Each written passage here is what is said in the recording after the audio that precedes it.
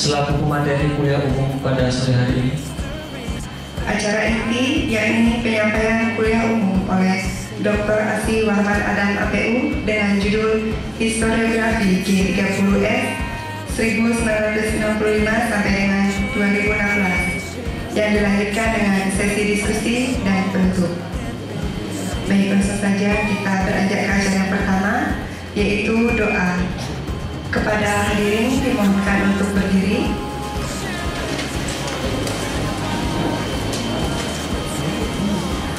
Marilah kita berdoa menurut agama dan kepercayaan masing-masing. Berdoa dipersilakan.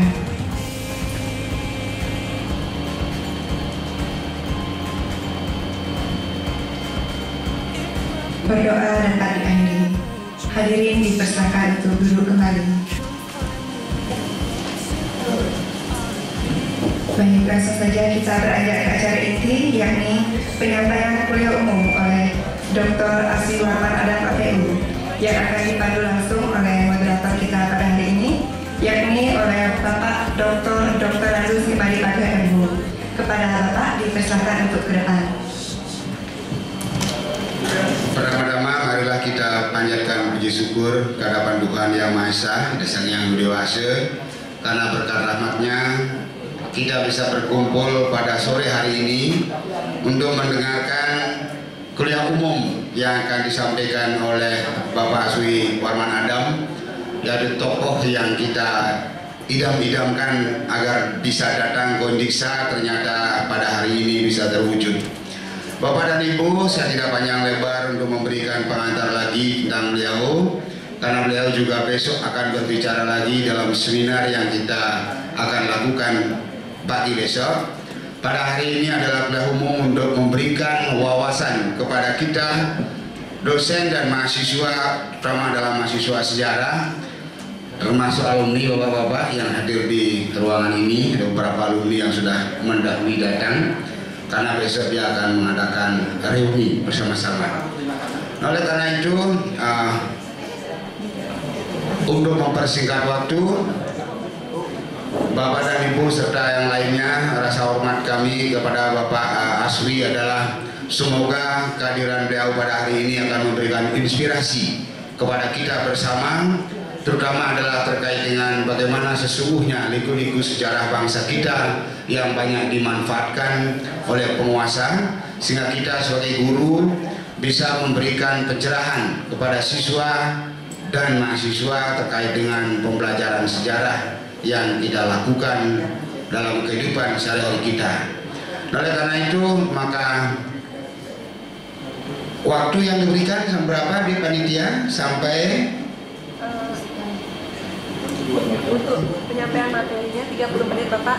Ya, silakan Bapak. Jadi Bapak akan diberikan waktu yang sekuat Bapak. Itu sebenarnya adalah kami siap melakukan. Semoga diskusinya hangat, tetapi berikan beliau istirahat karena beliau adalah dari Jakarta, terus Andre tempat tidur mungkin tadi itu baru datang, sudah berkunjung ke Museum Soekarno yang kita miliki di Singaraja. Setelah itu beliau mungkin belum sempat istirahat, sudah dicari lagi untuk diajak ke ruangan ini. Oleh karena itu saya mewakili jurusan Bapak adalah mengucapkan banyak terima kasih. Selamat datang, semoga amal bakti Bapak bisa diterima oleh Tuhan Yang Maha Esa dan kita bersama mendapatkan sesuatu yang sangat berharga dalam profesi kita sebagai pencinta dan pembaca sejarah yang baik. Nah, itu yang bisa saya sampaikan. Selanjutnya adalah waktu saya berikan kepada Pak Aswi untuk menyampaikan kuliah umum pada hari ini. Nanti adalah mungkin Bapak kalau sudah oke, untuk diskusi kita akan berdiskusi hal-hal yang penting dipertanyakan kembali, terutama adalah oleh kita bersama. Semoga apa yang kita lakukan hari ini akan menjadi bekal kita bersama. Untuk itu saya persilakan kepada Pak Aswi. Terima kasih Pak Moderator, Ibu-ibu dan Bapak dosen yang saya hormati, para mahasiswa yang saya banggakan. Selamat sore. Saya berterima kasih diberi kesempatan untuk membicarakan topik yang mungkin sampai sekarang masih sensitif, topik yang dihindari di banyak tempat. Namun menurut saya ini suatu tema yang menyangkut bangsa kita, menyangkut kita semua, yang harus diselesaikan. Saya tidak tahu di antara mahasiswa yang ada di sini, mungkin saja ada anak atau bahkan cucu dari para korban tragedi tahun 65. Mungkin saja ada di antara mereka yang bahkan juga cucu dari pelaku yang melakukan misalnya pembunuhan pada tahun 65. Banyak sudah memuar yang sudah dibuat, dan satu buku misalnya yang ditulis oleh Putu Setia yang wartawan Tempo yang sekarang menjadi pendeta, dia menceritakan bahwa betapa dia melihat sendiri pengambilan orang-orang untuk dibunuh itu secara kasat mata. Jadi pembunuhan massal pada tahun 65 itu adalah sesuatu yang real, dan Bali adalah menurut saya itu tempat yang pembunuhannya terbanyak secara persentase penduduk. Ya, orang bisa mengatakan 80.000 atau jumlah yang lain, tapi di Bali pembunuhan massal itu sangat intensif dibandingkan di tempat lain. Dan oleh sebab itu kita harus jangan ragu untuk membicarakan masalah ini dan berharap itu bisa diselesaikan. Saya sudah menulis banyak tulisan tentang G30S, dan saya mencoba sekarang itu memperhatikan historiografi G30S. Jadi saya mencoba menguraikan bacaan saya tentang buku-buku yang terbit mengenai G30S sejak dari tahun 65 sampai sekarang. Bukan hanya buku, tetapi tentunya juga dokumen yang lain, monumen, film, dan lain-lain. Nah, dari pembacaan terhadap buku-buku itu, apa yang bisa disimpulkan, apa yang bisa diambil sebagai kecenderungan dari penulisan atau penelitian mengenai gerakan 30 September. Nah, penelitian ini berkembang. Apa yang saya sampaikan dan yang difotokopi atau dibagikan kepada saudara-saudara itu adalah tulisan beberapa bulan yang lalu, dan saya juga dikritik oleh orang yang membaca tulisan itu. Kenapa Soekarno tidak dibahas di situ? Kenapa Tionghoa itu juga tidak dikaitkan dengan gerakan 30 September? Karena keduanya juga menjadi korban dari peristiwa itu. Bahkan Soekarno mungkin bisa dikatakan adalah korban yang paling parah, karena dia tergeser dari kedudukannya, diambil alih kekuasaannya sebagai presiden karena peristiwa itu, dan bahkan kemudian dia juga meninggal karena tidak dirawat sebagai semestinya juga karena peristiwa itu. Jadi dampaknya tentu kalau kita berbicara tentang G30S tentu juga harus membahas Soekarno, bukan hanya korban G30S yang lain. Dan demikian juga dengan masalah Tionghoa yang sampai sekarang menjadi persoalan kembali gitu, terutama setelah pilkada di Jakarta gitu, muncul lagi atau dimunculkan kembali sentimen anti Tionghoa atau anti Cina itu gitu. Jadi saya mencoba mengaitkan buku-buku atau apa yang saya baca itu menyangkut tiga aspek itu, yang mengenai Soekarno, G30S itu sendiri, dan yang ketiga yang terkait dengan Tionghoa. Nah, jadi objek penelitian ini ya tentunya tulisan-tulisan yang terbit tentang G30S tahun 65 sampai 2016 atau sampai sekarang gitu. Nah, di dalam makalah yang saya bagikan itu, saya membagi periodisasinya itu menjadi 5 periode gitu. Namun saya berpikir lagi, apakah pembagian 5 itu tepat atau malah justru lebih cocok kalau dibagi menjadi 3 bagian saja gitu. Jadi periode yang pertama adalah periode tahun 65 sampai tahun 68. Di dalam periode ini yang terjadi adalah perdebatan mengenai gerakan 30 September itu. Siapa dalangnya? Kemudian yang kedua, tahun 65 sampai tahun 68 itu juga sangat penting kalau kita lihat dari proses pengambil alihan kekuasaan.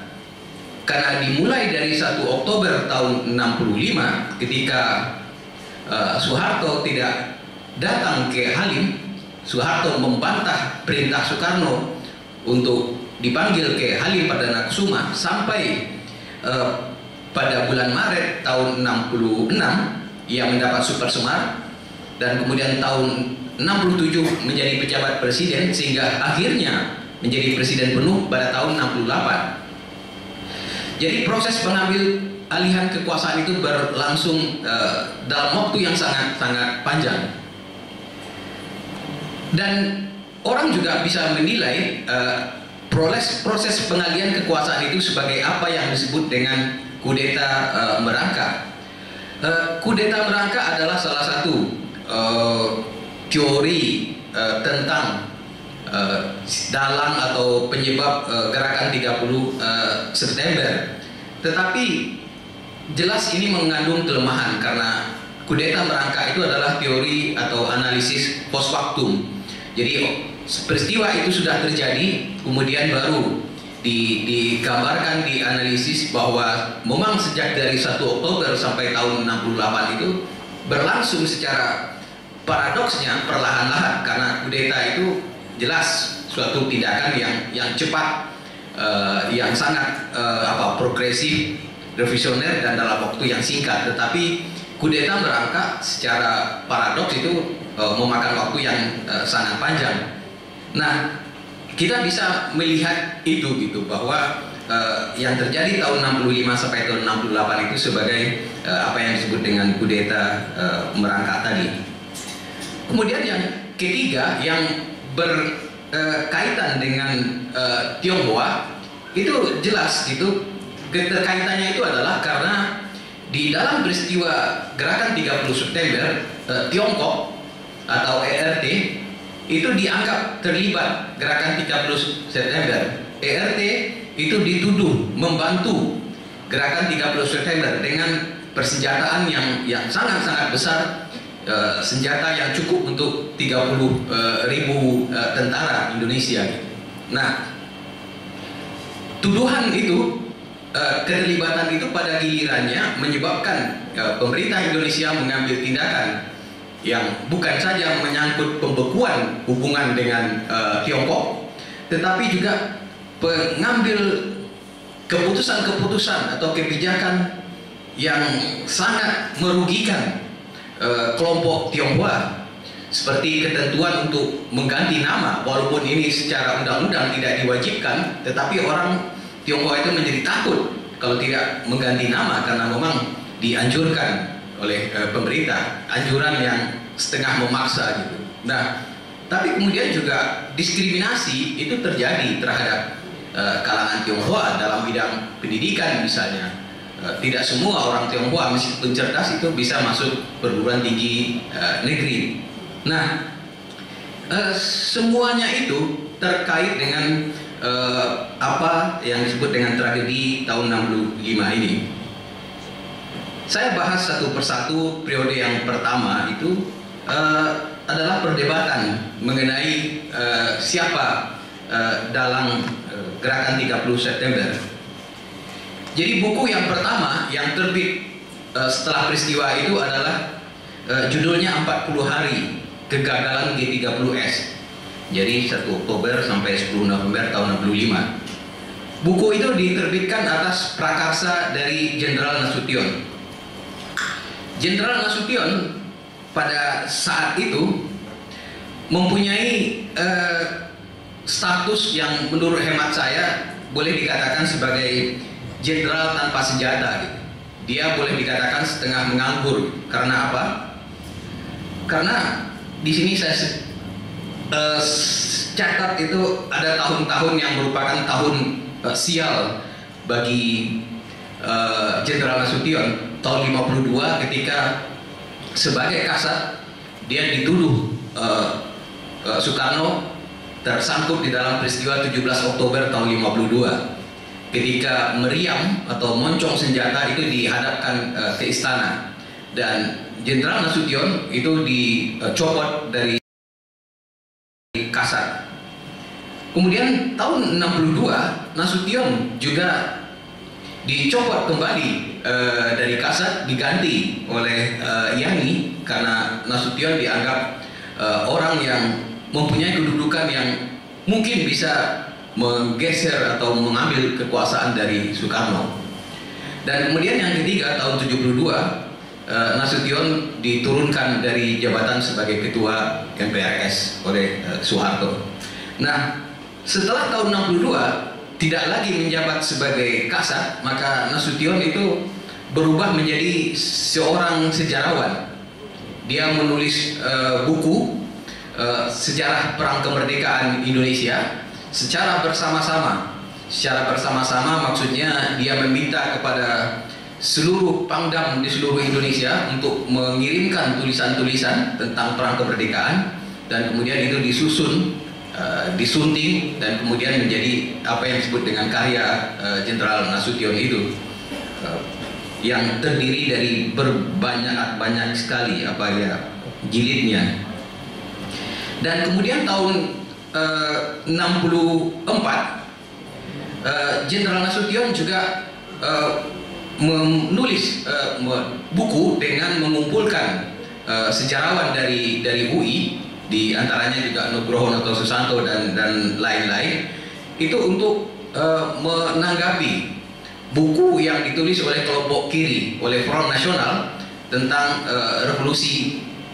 Nah, buku itu menceritakan tentang sejarah perjuangan singkat angkatan bersenjata itu pada tahun 64. Jadi Nasution setelah tidak mempunyai jabatan yang memiliki kekuasaan lagi, dia lebih banyak bergerak di dalam bidang sejarah. Dan tahun 65 ketika meletus G30S, maka Nasution lah yang menghimpun para sejarawan dari UI untuk menulis buku 40 hari kegagalan G30S. Buku itu disusun di dalam waktu hanya 2 minggu.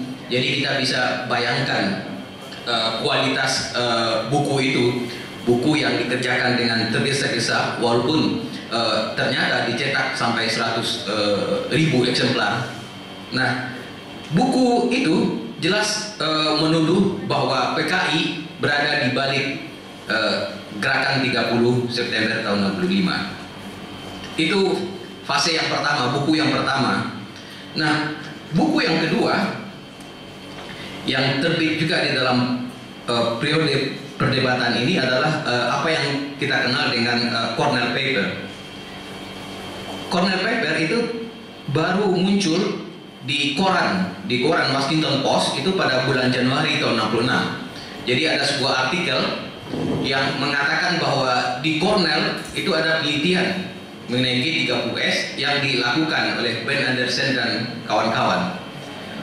Bukunya itu sendiri belum terbit, tetapi pemberitaan tentang bukunya sudah terbit, dan apa isi bukunya itu juga sudah disampaikan di dalam koran itu, bahwa Ben Anderson dan kawan-kawan menyimpulkan peristiwa gerakan 30 September itu adalah masalah intern Angkatan Darat. Nah, kemudian yang berikutnya kita melihat di satu sisi ada versi yang pertama dari kalangan militer bahwa ini adalah PKI, dan kemudian tanggapan ataupun juga bantahan dari akademisi dari Amerika, dari Cornell. Tapi kemudian bantahan itu ditanggapi lagi. Nah, sekarang yang menanggapinya itu adalah Rand Corporation.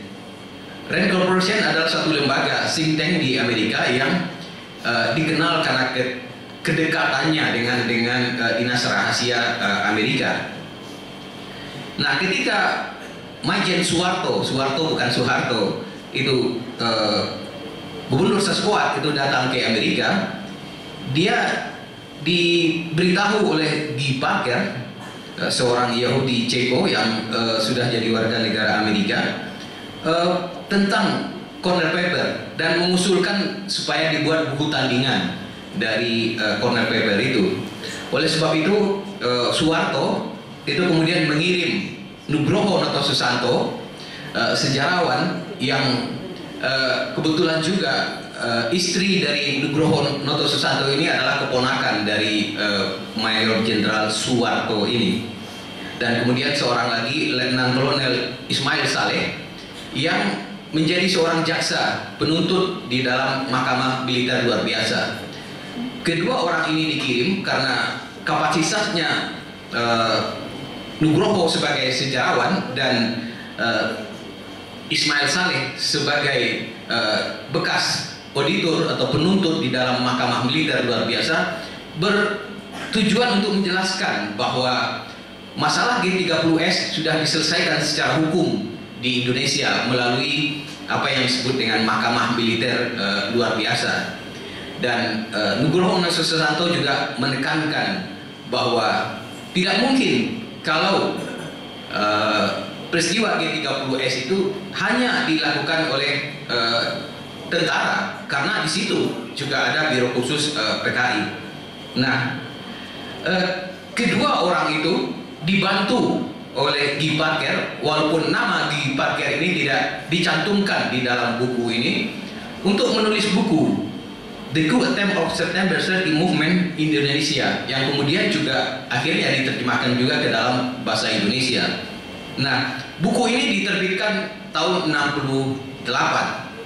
Jadi perdebatannya nampaknya sudah berakhir dan Soeharto menganggap ini adalah satu puncak keberhasilan dari kedua orang tentara, kedua orang, satu jenderal tituler dan satu lagi mayor jenderal, untuk membuat satu buku di dalam bahasa Inggris, walaupun ini ditolong oleh Guy Parker, dan kemudian buku itu diedarkan di dalam Kongres Sejarawan Asia di Kuala Lumpur pada tahun 68. Ini sangat membanggakan bagi Soeharto bahwa tentara bisa menulis sejarah, dan itu disampaikan di sebuah konferensi internasional.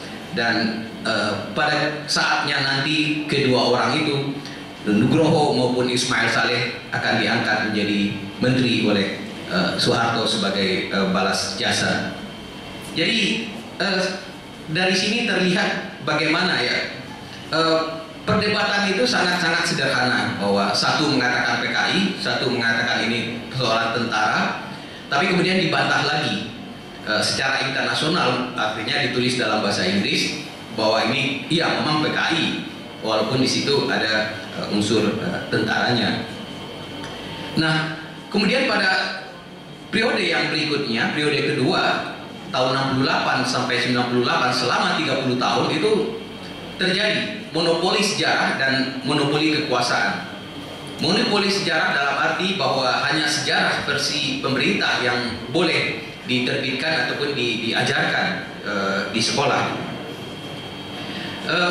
Buku-buku teks sejarah, museum dengan dioramanya yang bermasalah, kalau Anda perhatikan diorama yang ada di Lubang Buaya, ternyata semua diorama yang ada di Lubang Buaya itu menurut skripsi yang ditulis oleh seorang mahasiswa kriminologi di UI, ternyata semuanya itu bermasalah gitu. Belum kalau kita tinjau dari sudut sejarah, tapi dari sudut kriminologi, dari sudut penyampaian ujaran-ujaran kebencian, itu semuanya itu mengarah ke situ gitu. Ya, harusnya ada juga satu skripsi menurut hemat saya tentang, atau yang membahas secara kritis diorama-diorama di Lubang Buaya itu, yang semuanya secara historis itu tidak bisa dipertanggungjawabkan. Satu contoh misalnya diorama yang mengatakan bahwa di dalam peristiwa Kanigoro di Jawa Timur itu ada Al-Quran yang diinjak gitu. Nah, itu di dalam beberapa skripsi yang ada di Jawa Timur yang ditulis oleh mahasiswa Universitas Jember dan lain-lain, tidak ada peristiwa itu. Peristiwa menginjak Al-Quran itu tidak ada. Bahwa pembubaran kegiatan pemuda Islam itu iya, tapi kan yang sangat penting kan bukan pembubaran itu, tapi menginjak Al-Quran itu yang perlu ditekankan gitu. Jadi penodaan agama ini merupakan satu resep yang sudah diamalkan sejak dari 1 Oktober tahun 65 sampai sekarang gitu. Jadi ini resep yang nampaknya akan berulang terus gitu, penodaan agama ini. Dan itu kita jumpai ya di dalam ya misalnya museum diorama Museum Lubang Buaya.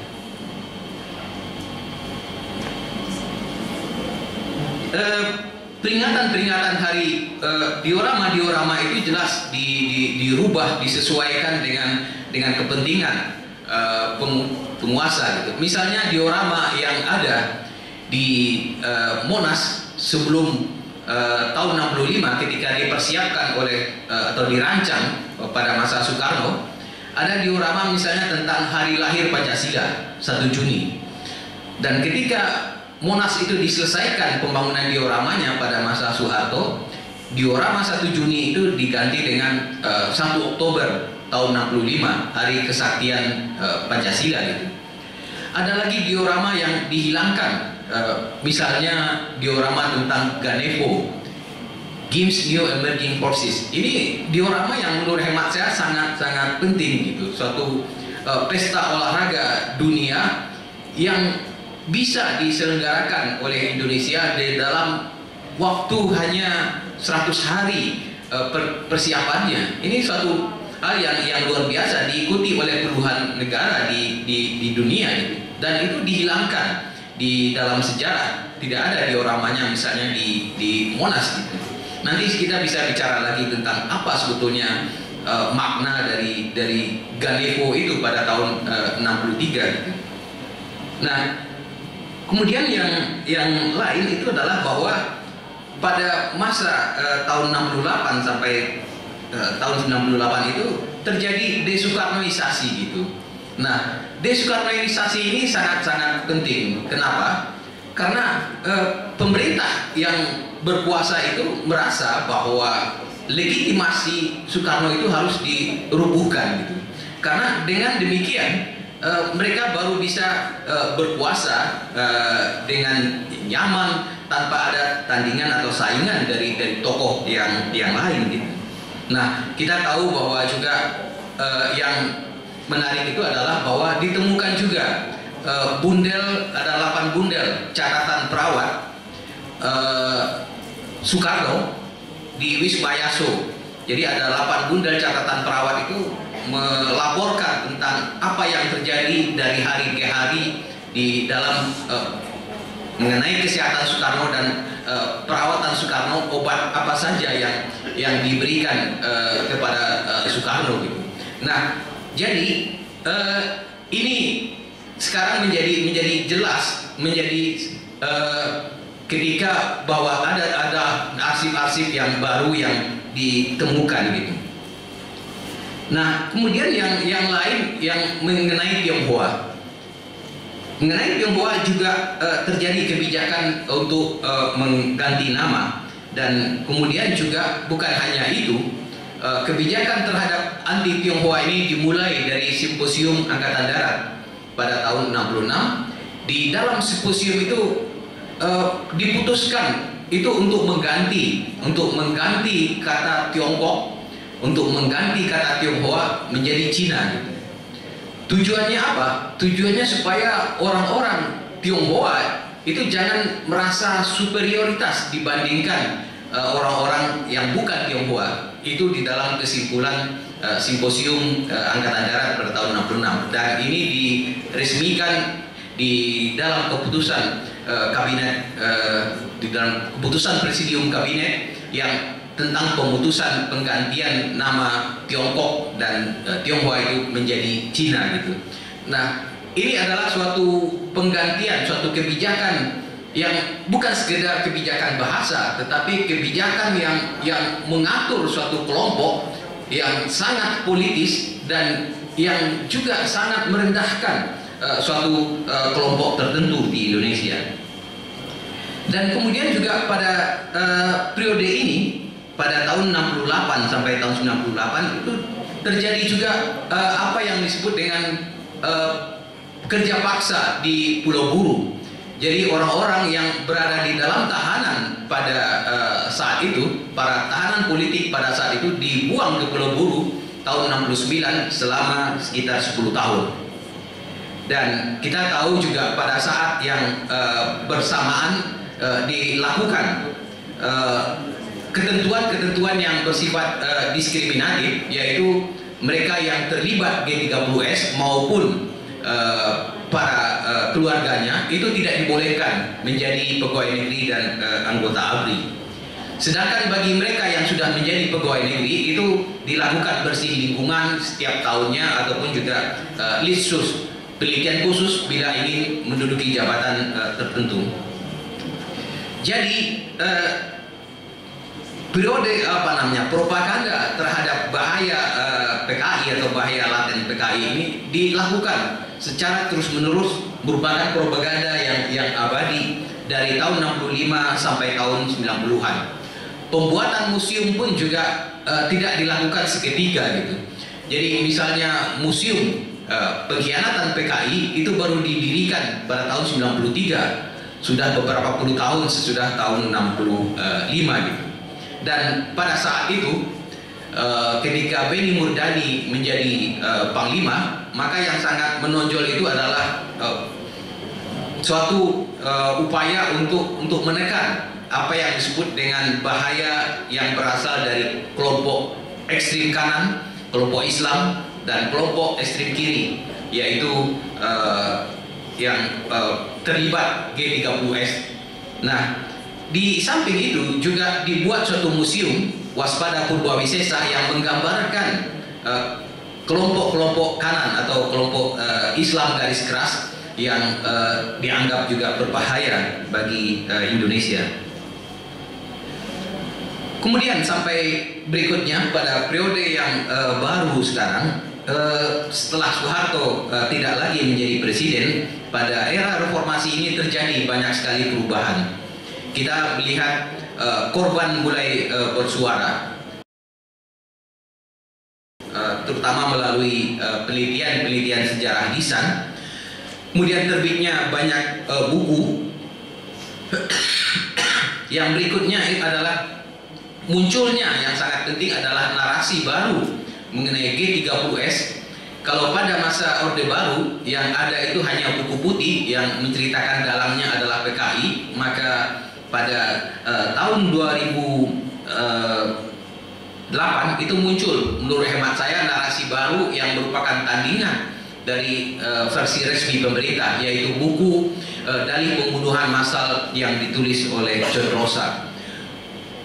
Buku yang menurut hemat saya dikerjakan secara sungguh-sungguh, buku yang dilakukan oleh sejarawan dengan memperhatikan kritik sumber, dengan mengumpulkan data dokumen dari orang-orang yang memang terkait langsung di dalam G30S.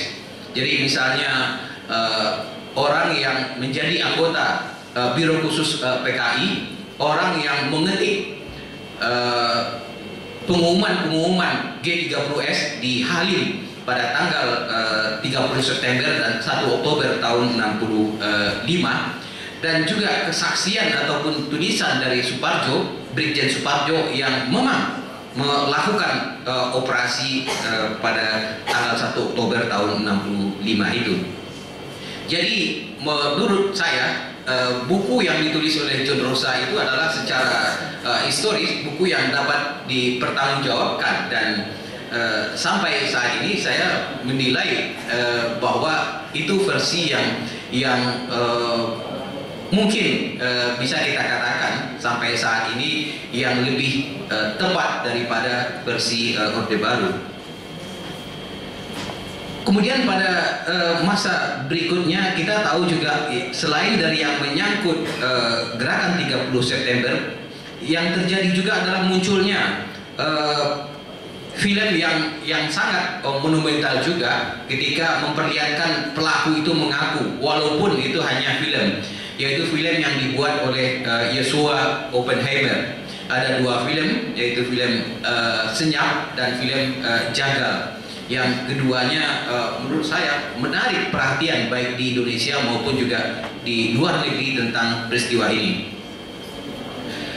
Kemudian yang lain yang menyangkut Soekarno, persoalan yang sangat besar itu adalah ketika di dalam rangka melakukan desoekarnoisasi itu dikeluarkan TAP nomor 33 MPRS tahun 67. Nah, TAP nomor 33 tahun 67 itu sebetulnya menyangkut peralihan kekuasaan dari Soekarno kepada Soeharto. Yang menjadi persoalan adalah konsiderannya, karena di dalam konsiderannya dikatakan bahwa Soekarno ikut membantu atau melakukan tindakan yang menguntungkan gerakan 30 September ini, dan ini yang dianggap bahwa Soekarno dinyatakan terlibat di dalam peristiwa itu.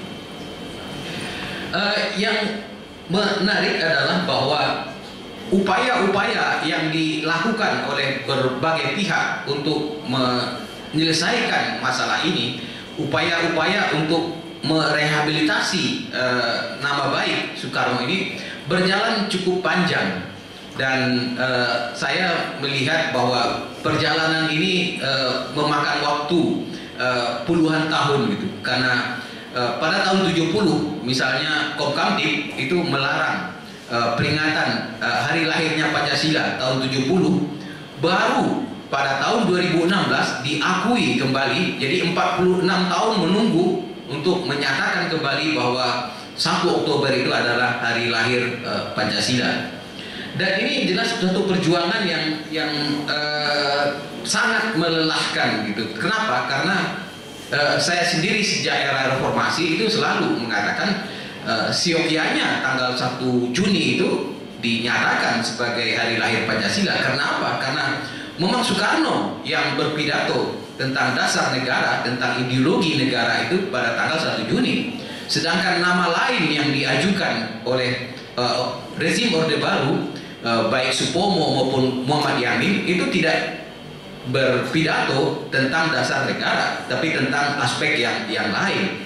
Tetapi semasa 30 tahun Orde Baru selalu itu yang dikemukakan. Tujuannya jelas untuk menghilangkan atau mereduksi peran Soekarno. Dan kemudian beberapa tahun yang lalu upaya untuk mencabut TAP nomor 33 MPRS tahun 67 itu juga tidak berhasil dilakukan. Dan bahkan kemudian TAP itu semuanya disatukan di dalam TAP nomor 1 tahun 2003 yang menyatakan bahwa TAP itu tidak lagi berlaku. Tetapi konsiderannya yang mengatakan Soekarno terlibat G30S itu tidak menjadi hilang gitu. Nah, bagaimana upaya untuk merehabilitasi nama Soekarno? Hal yang dilakukan adalah misalnya dengan mengangkat Soekarno sebagai pahlawan nasional pada tahun 2010. Nah, mengangkat Soekarno sebagai pahlawan nasional walaupun sebelumnya pada tahun 1986 dia sudah menjadi pahlawan proklamator, tetapi diulang lagi diangkat sebagai pahlawan nasional pada tahun 2010. Nah, menurut Ahmad Basarah yang baru lulus doktor mengenai hukum tata negara, pengangkatan Soekarno sebagai pahlawan nasional itu sebetulnya memberikan rehabilitasi nama baik Soekarno, karena persyaratan orang untuk menjadi pahlawan nasional itu adalah bahwa dia tidak pernah berkhianat terhadap negara, dia tidak pernah melakukan perbuatan tercela. Nah, oleh sebab itu kalau begitu, kalau Soekarno diangkat menjadi pahlawan nasional, berarti bahwa dia juga tidak terlibat di dalam membantu gerakan 30 September tahun 65. Itu alasan yang disampaikan oleh Ahmad Basarah gitu. Dan kemudian kita tahu bahwa pada tahun lalu Presiden Joko Widodo itu menetapkan 1 Juni sebagai hari lahir Pancasila. Ini merupakan juga perjuangan yang sangat-sangat panjang, karena ketika Taufik Kemas menjadi ketua MPR, dia sudah selalu berusaha bagaimana menjadikan 1 Juni itu sebagai hari lahir Pancasila. Namun ini dihambat terutama oleh dari politisi dari partai Islam gitu. Nah, oleh sebab itu ketika dilakukan peringatan 1 Juni di gedung MPR ketika Taufik Kemas menjadi ketua MPR, maka peringatan itu adalah peringatan pidato Soekarno 1 Juni, bukan peringatan hari lahir Pancasila. Dan itu terjadi bertahun-tahun sampai akhirnya Taufik Kemas juga meninggal. Dan kemudian kenapa baru berhasil pada tahun 2016? Nah, menurut kalangan PDIP, keberhasilan itu adalah karena sebelumnya nampaknya upaya untuk menjadikan 1 Juni sebagai hari lahir Pancasila ini pernah dibuat suatu keputusannya oleh Presiden Susilo Bambang Yudhoyono, namun belum diumumkan.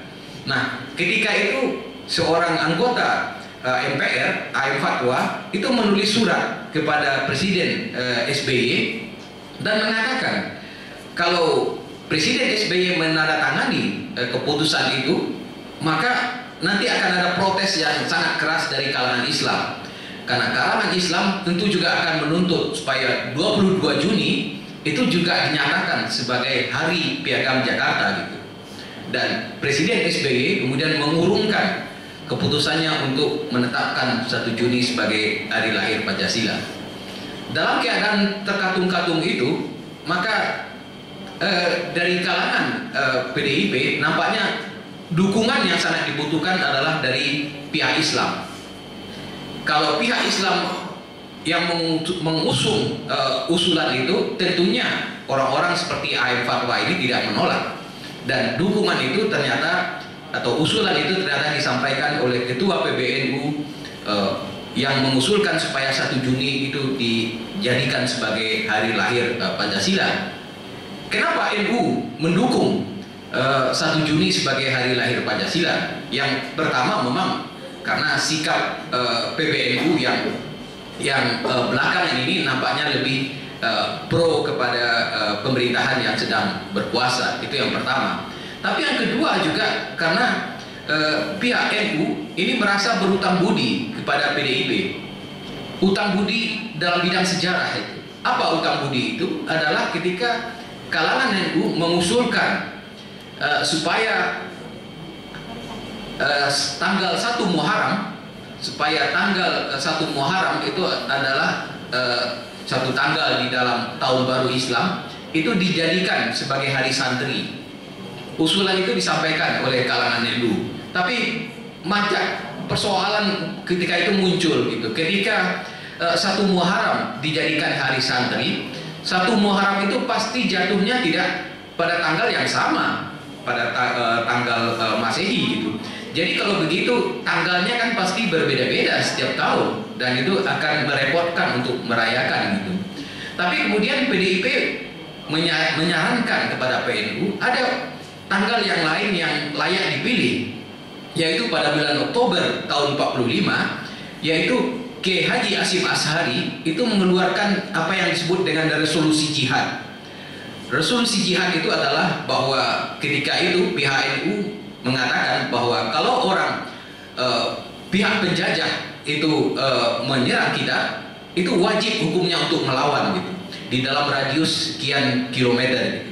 Nah, itulah jihad ataupun apa namanya itu semacam fatwa yang dikeluarkan oleh NU itu yang menjadi landasan bagi sebagian orang untuk berjuang di Surabaya pada tanggal 10 November tahun 45.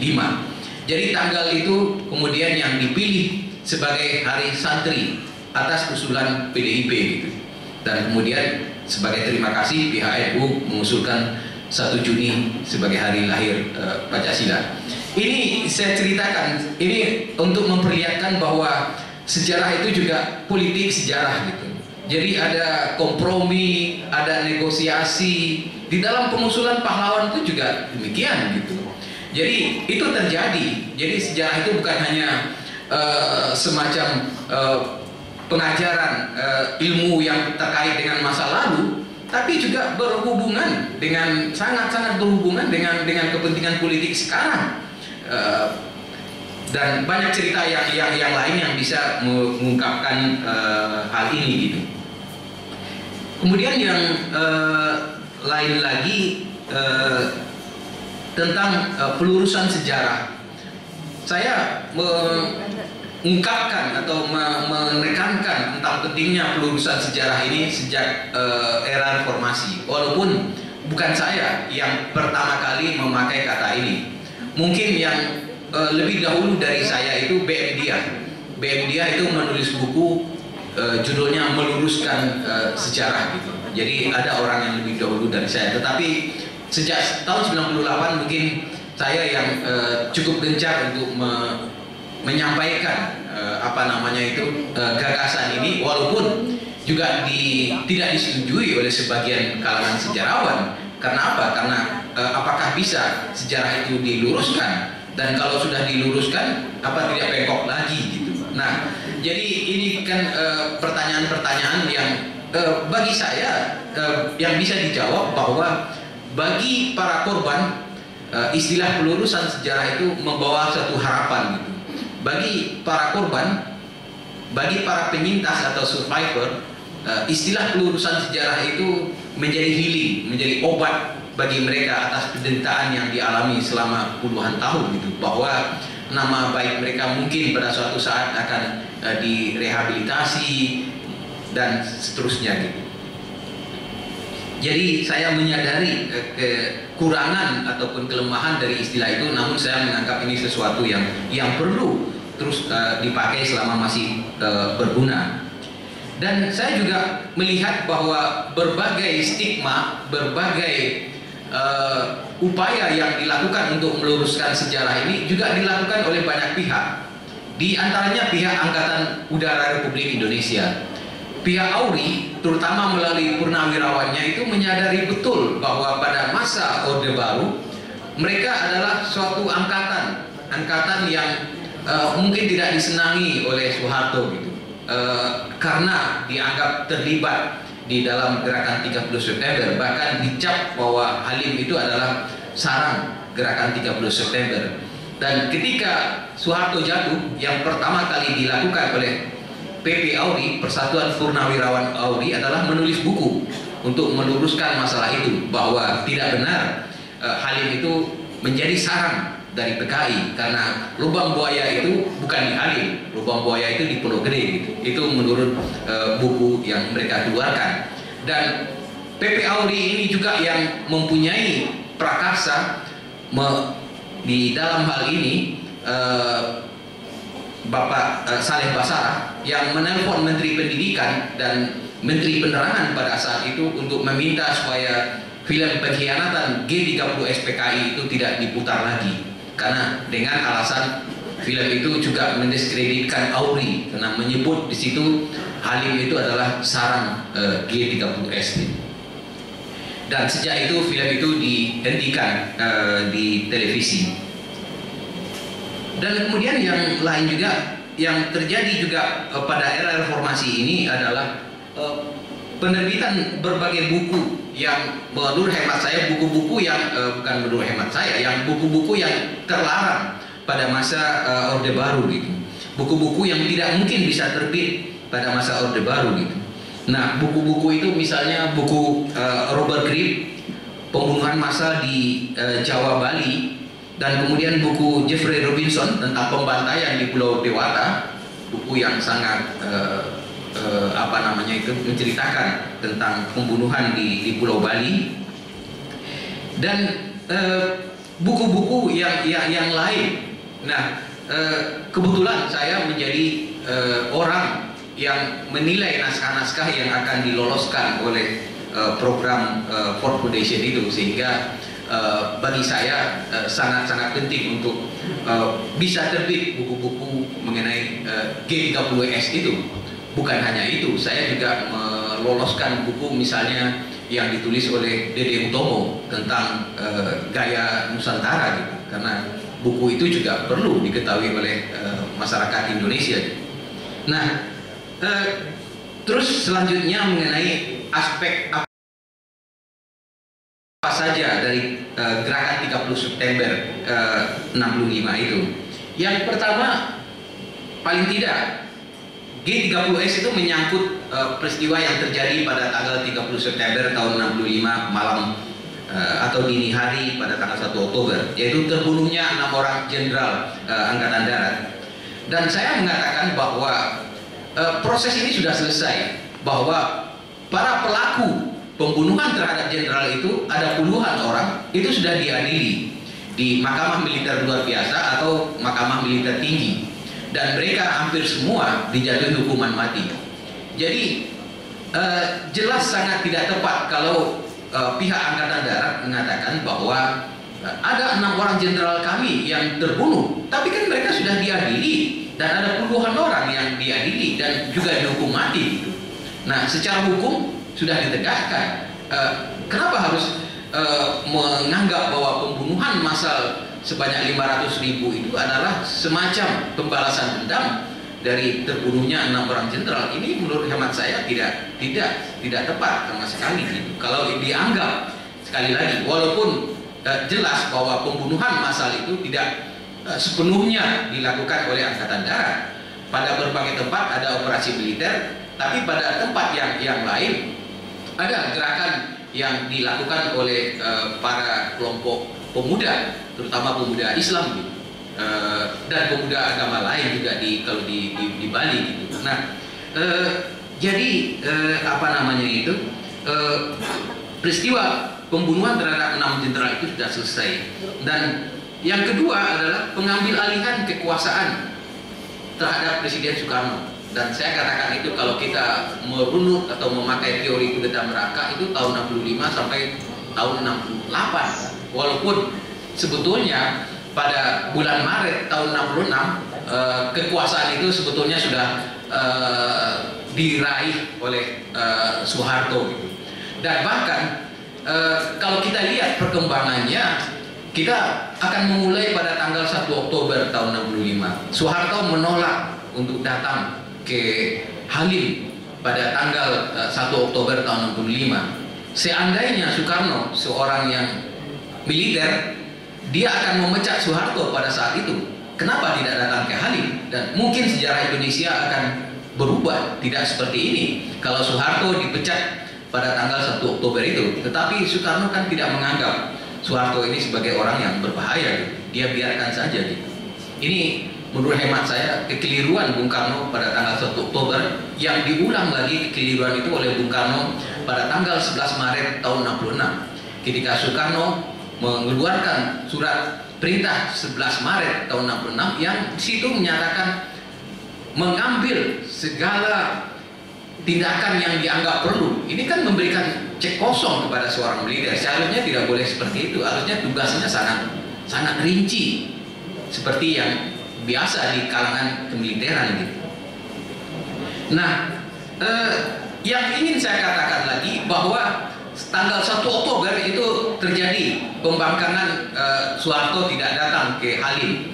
Tapi jangan lupa bahwa ada satu tanggal yang lain yang juga jarang disebut di dalam sejarah, tetapi ini ada di dalam memoir Duta Besar Amerika di Jakarta, yaitu Marshall Green, dan ada di dalam arsip kedutaan Amerika yang sekarang sudah bisa dibuka. Apa yang ingin saya sampaikan adalah peristiwa yang terjadi pada tanggal 15 Desember tahun 65. Jadi coba bayangkan, baru beberapa bulan setelah 1 Oktober, tanggal 15 Desember tahun 65, ketika itu Soeharto dengan naik helikopter itu terbang dari Jakarta ke Istana Cipanas. Kenapa Soeharto datang ke Istana Cipanas dengan memakai helikopter? kenapa tidak memakai kendaraan mobil misalnya? Kenapa harus pakai helikopter? Jelas ada sesuatu yang sangat penting yang perlu dikerjakan, dan yang dilakukan oleh Soeharto hanya suatu tindakan yang sangat singkat. Ketika itu di Istana Cipanas sedang ada rapat tentang nasionalisasi perusahaan asing, termasuk Caltex. Jadi ada kepentingan Amerika di situ. Nah, pemerintah yang waktu itu dikoordinatori oleh Waperdam Khairul Saleh itu sedang melakukan rapat, dan ketika rapat itu sedang berlangsung, Soeharto datang dengan helikopter dan turun dari helikopter, kemudian masuk ke ruangan dan hanya singkat saja mengatakan Angkatan Darat tidak setuju nasionalisasi Caltex. Setelah itu Soeharto keluar dari ruangan, naik kembali helikopter dan pulang ke Jakarta. Ini suatu peristiwa yang sebetulnya sangat kalau difilmkan juga cukup dramatis ini, adegan ini gitu, bahwa ada orang naik helikopter, cuma masuk ruangan, cuma bilang satu kalimat, langsung naik helikopter lagi pergi ke Jakarta gitu. Tapi menurut hemat saya ini sangat penting. Kenapa?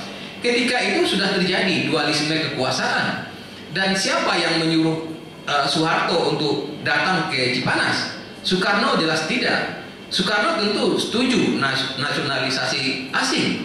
Nah, Soeharto kenapa dia membela kepentingan Caltex, kepentingan Amerika gitu? Jadi kita tentu bertanya-tanya siapa yang menyuruh Soeharto gitu.